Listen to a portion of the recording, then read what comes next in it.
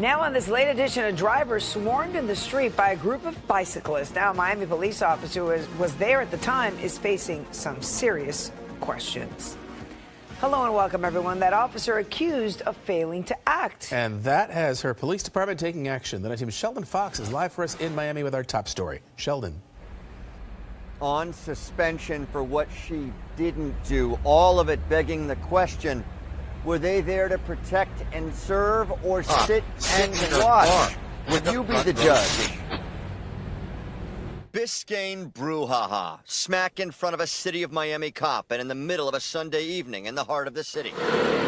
Surveillance video shows a gang of angry bicyclists going berserk, pummeling a man, breaking his car window, jumping and stomping on his roof and hood, and using a bike to punctuate the vicious broad daylight beatdown, all as a cop sits in her car with a front row seat. Here's what came first. A man pulls up in the intersection of Biscayne and 14th Street, between the Arst Center and James L. Knight Concert Hall. It's where people come to take in a show, an important cultural corner.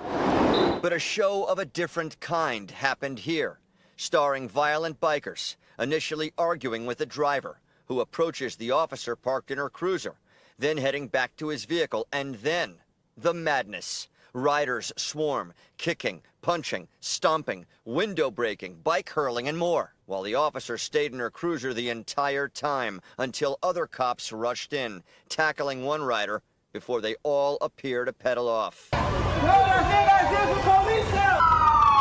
On bicycles, throwing punches, wreaking havoc. Felt the one punch. The bike attacks have been a common problem since before we broke at least a half dozen stories on the matter, from Miami to Miami Beach. The riders used the Venetian Causeway to flee the cities after the attacks. But in this latest debacle, their violence left the police department dizzy and a policewoman relieved of duty.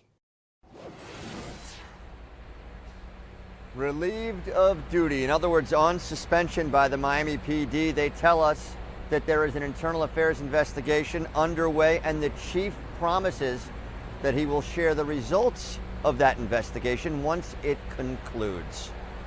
We're live in Miami. Sheldon Fox, 7 News Night Team.